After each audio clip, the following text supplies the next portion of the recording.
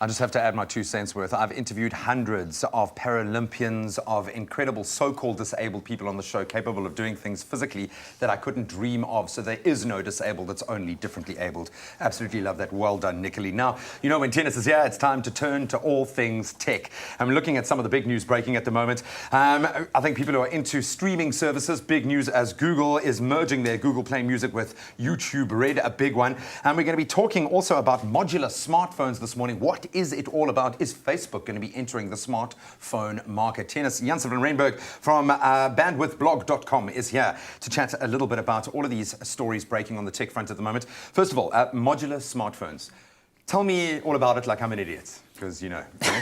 Right, so the idea behind modular smartphones are that you can actually build your own smartphone, if you want to put it like that. Okay. So the idea came from a couple of years ago from a company called Blockphone, and they were saying that we are throwing too much electronics away. Yeah. So the idea is that instead of just throwing a phone away every 2 years or reselling it, let's recycle those parts. Keep the core kind of components. Exactly. So what you have is you've got a chassis.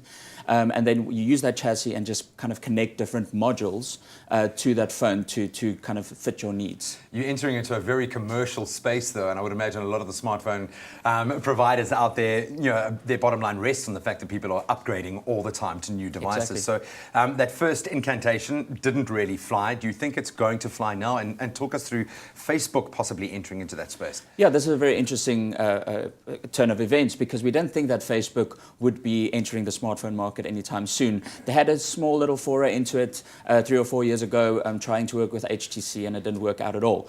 What we've seen now, and Facebook haven't confirmed, but you know these leaks are very if it's there, accurate. Is that they might be moving into this modular smartphone space. And the idea there is, once again, they want to give their customers the flexibility and the usability as they see fit. And it's all about the customer and how they want to use their device. So it's just kind of an extension of what we saw previously with Google's Aura project, which was the previous incantation of a proper modular phone that we were really excited about, and it was canned a couple of years ago, unfortunately. So it'll be very, very difficult for them to actually bring this to fruition and to do it in a way that people actually want to use it. But we're excited to see where it goes. Well, they've got the market already to plug it into, which I love. Then very quickly, talking about streaming at the moment, Google Play Music and YouTube Red, we're thinking of merging. Right, so Google have confirmed that they are going to merge the two services, and the biggest reason is Google have realized that they've got a lot of services that don't really speak to each other in a very cohesive way.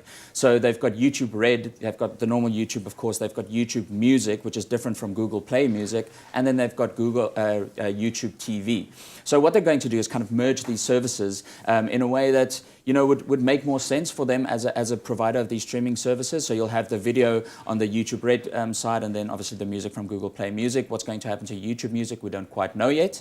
But it'll be interesting to see how they merge this. And the biggest question that arises is, if you are already a customer of Google, if you're already a subscriber of either YouTube Red or Google Play Music, are you going to pay extra? Is it going to be one service all-encompassing for the same price? And that's what we're really excited to see what they do. Hopefully the prices will come down, but I think they're going to capitalize on that database now, just bring it all into one collective. Thank you so much, Tennis. A fountain of knowledge, as always. You can let us know, would you take on board a modular cell phone? Building your own cell phone, is that something you would like? You can hit us up on our Expresso Morning Show Facebook page. And of course, you can catch up with Tennis on bandwidthblog.com.